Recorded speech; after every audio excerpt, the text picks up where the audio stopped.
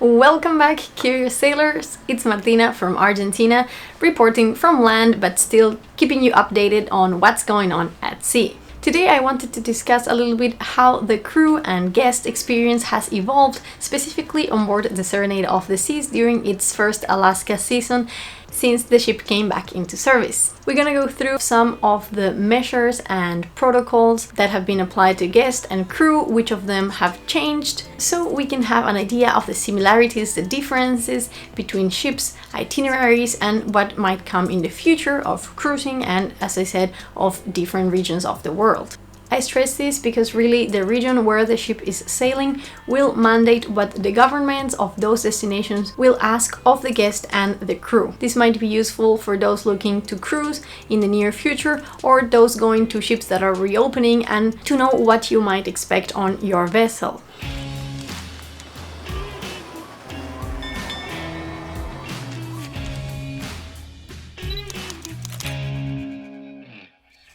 Of course, Royal Caribbean itself has its own measures. As you might have heard, we go above and beyond. So many times we go above and beyond those government regulations, those outside regulations. We like to follow them and give a little extra. So we are currently sailing with 100% vaccinated crew on ships sailing with guests, and the vaccines we're getting will depend again on the region. Let's start a little bit talking about crew life. You can use the stamps on the bottom of the timeline to go to the part that you are interested in. But basically, crew privileges will generally depend on vaccination status, local regulations again, and yes, management of your ship. Unfortunately, it has not been anything across the board with decisions regarding crew entertainment and crew privileges. It's very here and there, so let us know in the comments how crew life is on your ship, if you're in or out of service. So generally, as crew get vaccinated, some measures will relax, as of course the risk of spreading COVID-19 lessens. On the Serenade of the Seas, we started the season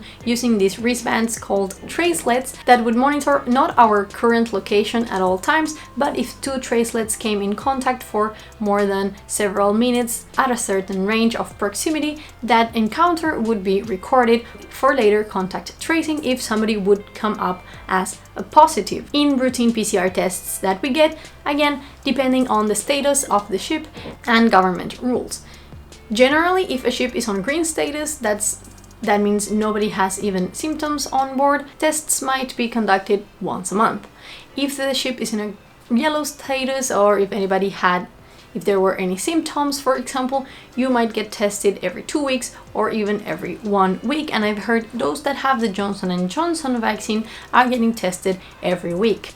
In bigger ships, this kind of technology, it's a lot more common. You use wristbands for a lot of things, to access a lot of the facilities on the ship. So for us, we had a very cheap version of these that didn't even have the Royal brand. We believe they were testing it to see if they would implement it, but what I last heard from my shipmates still on board is that they are not currently using them anymore. The big question that everybody is asking is about shore leave, about crew being able to get off the ship. Again, and sorry to be so repetitive, this will depend on the port that you will be visiting, but in Alaska you can only go out as a crew observer. This is going on guest tours as an escort, but the situation has changed a little bit. You need to complete a training for the crew observer, the new role that you will be performing during your tour. There was a moment where my shipmates told me that because some people were not following certain rules, that they were only extending this privilege to 2.5 stripe officers. So again, this might vary because of management, and certain decisions like this might change your experience. So of course, free range shore leave is not allowed, unfortunately,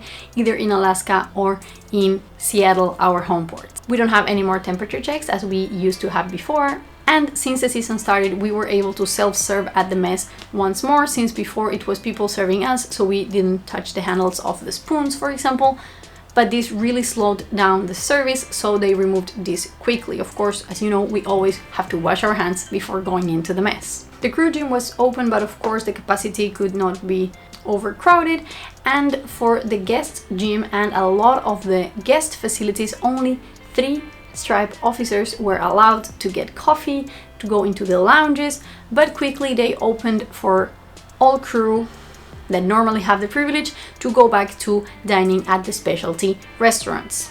which is great. We do have Amazon services as usual, and also with port representatives, and also lots of ships are organizing supermarket deliveries, so check with your HR department on that. The last topic that I want to touch base in is Muster 2.0, the new PAX drill or passenger drill before you set sail on embarkation day. But because this is very shared between crew and guests, I just want to close the crew section saying the Serenade of the Seas is now gonna sail to the Caribbean. I'm gonna be joining back as the ship completes the repositioning through the Panama Canal. So let's see how things changed there. And I would love to know how things are in your ship again. So please leave a comment.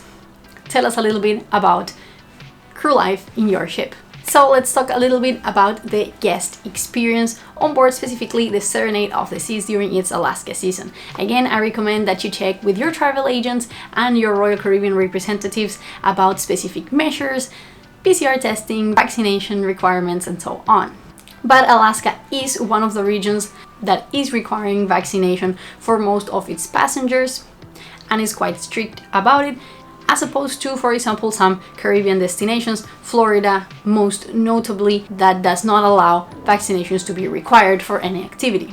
So first off, let's talk about one of your first experience on board a cruise ship, the pre-departure safety drill. This has changed a lot. It was a project that was coming together on the years prior, but with the pandemic, this really got a boost to be launched for our return to service because it really makes sense with current protocols. This is now called Muster 2.0, and it's a complete redesign on how we get our safety information before sailing to our cruise vacation. Basically now, instead of getting all gathered in our assigned muster station, there's going to be a window of time in which we can present ourselves, basically walk to our muster station to get familiar with its location and to get a small briefing. If you have the Royal Caribbean app on your phone, which is super useful, you can watch the safety briefing in a form of a few short videos. If you don't, that's perfectly fine. You can listen to a crew member give you the safety briefing. It's like 60 seconds long right there at your muster station. This is for you to know where you have to go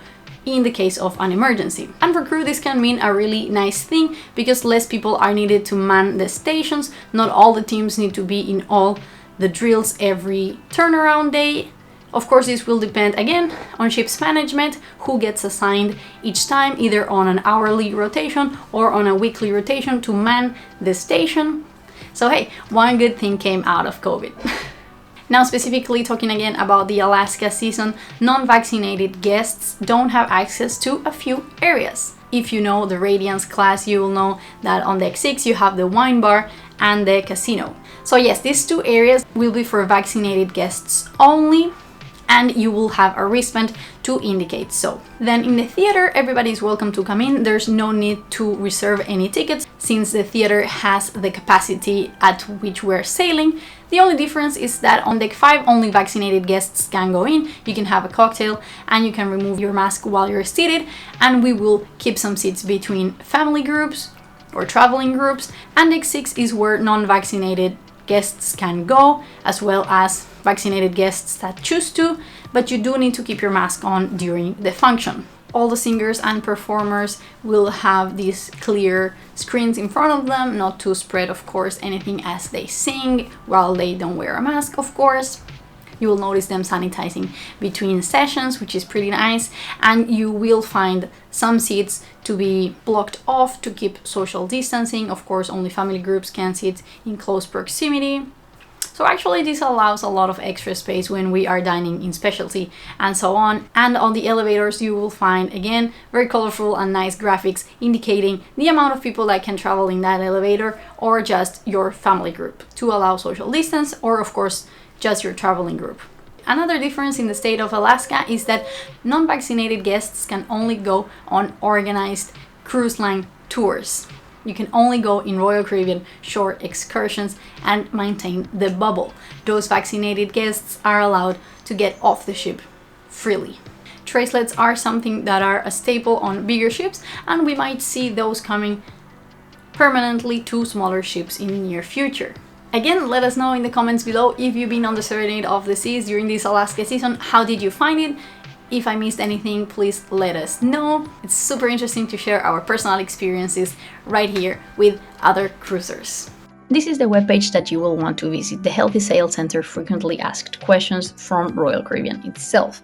So let's take a look quickly at who needs to be vaccinated in what region. All cruises departing US home ports require guests 12 and older to be fully vaccinated, and this explains that for Florida home ports, this applies for cruise ships sailing to the Bahamas and St. Thomas, because they are requiring for these to enter their waters. Then the Harmony sailing from Spain and Italy, and the Jewel sailing from Cyprus, as well as the Anthem from England, are all requiring guests 18 and older to be fully vaccinated. Remember, your final dose of the vaccine has to be 14 days before sailing. And which vaccines are approved? Well, FDA and WHO approved vaccines are the ones that Royal Caribbean is taking, and they have a nice explanation about mixing vaccines. For example, mixing mRNA vaccines is accepted, but do take a look into those details. You can stop the video right there if that is useful. Lastly, masks requirement also vary depending where you're going to be sailing from. Cruises departing from US ports will have venues designated for vaccinated guests only, where you won't need to wear your mask indoors. Of course, again, while sitting, eating, drinking, you don't need to wear them. Outside, unless you're in a crowded area, you don't need to wear them, like for example at Perfect Day at Coco Cay. We already know that those under the age of 2 don't need to wear masks. And then for England cruises, you don't have specific venues, so all guests over 11 years old need to wear it, and from Spain, Italy, and Cyprus, all guests over 6. Remember, you cannot wear open chin, bandanas, and face masks with valves, so keep that in mind. And finally, I found this part very interesting, where you can see all the venues of each specific ship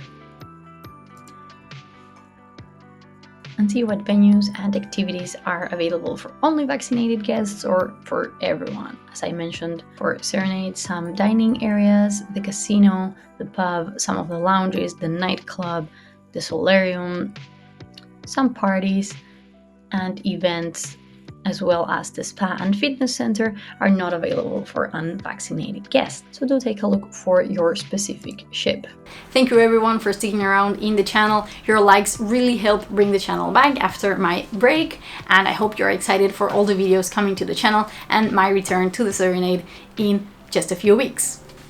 So a big thumbs up if you would like me to keep doing this content, and subscribe, of course, to stay in touch. Thank you so much for watching, and I'll see you next time. Ciao, ciao.